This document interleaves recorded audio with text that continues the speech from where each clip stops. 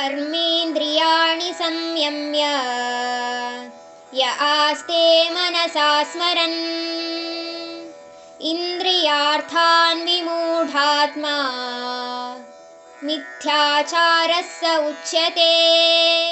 ಕರ್ಮದ ಪರಿಪಾಲನೆ ಮಾಡ್ತಾನೆ ನಮ್ಮ ಇಂದ್ರಿಯಗಳಿಂದ ಇರುವ ಆಸೆಗಳು ಇನ್ನ ಹಾಗೆ ಇದ್ರೆ ಆ ಆತ್ಮವನ್ನ ಮೂರ್ಖ ಆತ್ಮ ಅಂತಾನೆ ಕರೀತಾರೆ. ಇಲ್ಲಿ ತನಕ ನಾವ್ ಯಾವತ್ತೂ ಮಹಾತ್ಮ ಅಂತ ಕೇಳಿದ್ವಿ, ಇದ್ರ ಬಗ್ಗೆ ಕೇಳಿದ್ವಲ್ಲ. ಈ ಬೂಟಾಟಿಕೆ ಅಥವಾ ಹಿಪೋಕ್ರಸಿ ಅಥವಾ ಡಬಲ್ ಸ್ಟ್ಯಾಂಡರ್ಡ್ಸ್ ಅಂತ ಹೇಳಿದೀವಲ್ಲ, ಯಾವಾಗ ನಾನು ಮಾಡೋದೆಲ್ಲ ಕರೆಕ್ಟ್ ಆಗಿದೆ ಆದ್ರೂ ಇವೆಲ್ಲ ಬಿಟ್ಟಿರಕ್ಕಾಗತ್ತಾ, ಇದನ್ನೆಲ್ಲ ಬಿಟ್ಟು ಯಾರಾದ್ರೂ ಬದುಕಕ್ಕಾಗತ್ತಾ ಅಂತ ತಮ್ಮನ್ ತಾವೇ ಸ್ಟ್ಯಾಂಡರ್ಡೈಸ್ ಆಗಿ ಅವ್ರಿಗೆ ಒಂದ್ ರೂಲು ಬೇರೆಯವ್ರಿಗೆ ಒಂದ್ ರೂಲು ಮಾಡೋದಿರತ್ತಲ್ಲ, ಇದನ್ನೇ ಮೂರ್ಖ ಆತ್ಮ ಅಂತ ಕರೆಯೋದು.